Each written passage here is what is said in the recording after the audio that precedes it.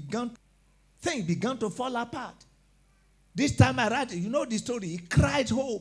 He said, see what has befallen me today. His friends were there. His wife was there. And Esther chapter 6, verse 13 to 14. Esther chapter 6, verse 13 to 14 say, let me see. When Haman told his wife Zeresh and all his friends everything that happened to him, his wise men and his wife said to him, if Mordecai, before whom the Jew descend, you will not prevail against him, but you will surely fall before him. He will not listen. There's an adage in my village that the Lord will not hear the whistle of the hunter. If he had heard the whistle, he would have just left the people of covenant alone. Because you cannot succeed when you try it or covenant. And God gets to a point that he will now that nobody can tamper with it. 2 Chronicles 13:5. 2 Chronicles 13:5. Because people began to debate about the matter of David. Why is it only David and his lineage and the king? Is it only one? Let and so forth. People now gather. In 2 Kings chapter 13, verse 6, say, ought ye not to know that the Lord God of Israel gave the kingdom over Israel to David forever, even to him and his son by a covenant of sword. Esau cannot decay. Esau cannot lose. Esau cannot expire.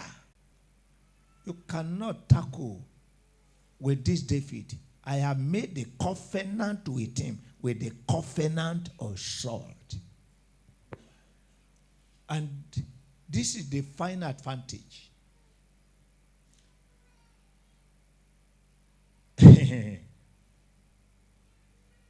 The greatest fear that I have today, and believe me, and that is the truth, is that I don't want to offend anybody. I try my best possible not to offend anyone. Because I can count people, not one, not two, not three, not four, not five, that have offended. And when I have offended you, you have all the right to retaliate. Is that not so? At least to be angry with me. You are not the one that offended him, I the one that offended. But I've seen God punishing the people that I've offended. That why should you be angry with me? I'm telling you the truth. That I don't want to offend people at all. Because I don't want to put them into trouble. I remember my brother, the same father, the same mother. I offended him. We were all preparing for my marriage, or my wedding, rather. Preparing. And suddenly, some robber burgled the office where the company he was working with. And everybody who was there that particular day, they were all arrested and brought to the prison. From the prison, they are coming to court. Forensic custodians were coming to court. And I heard from God, don't change the wedding date. He's my brother. He didn't want to stand for me as a father. It was a crucial moment of my life. But God told me the reason why thereafter, because I cried to him when the crisis started. We had the wedding this Saturday. The following Saturday, they discharged my brother and acquitted. He asked, Ayo, I'm in prison. You did your wedding. At times, he said, Ayo, mo. So one day I went to God.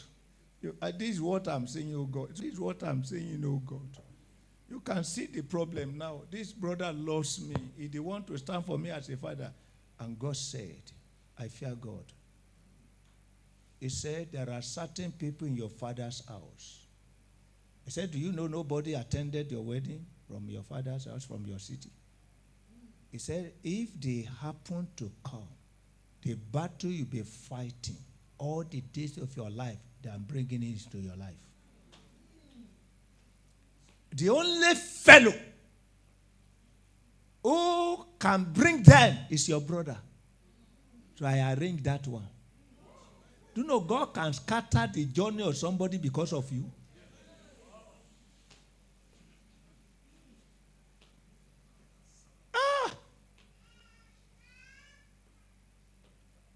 I couldn't tell my brother this. It is a serious issue.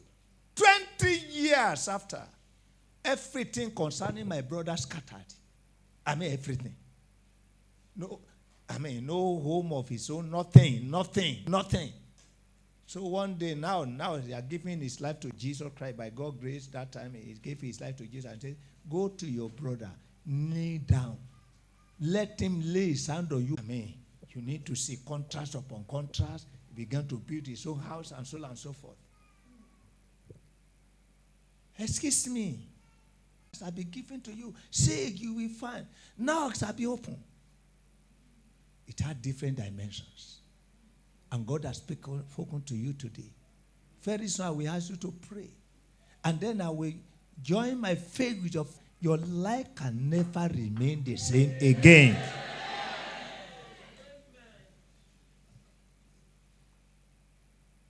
I will stop here. It's now left to you. Question is this. Since I've been trying on my own, how far have I been able to go? You can see the writing on the wall. Why?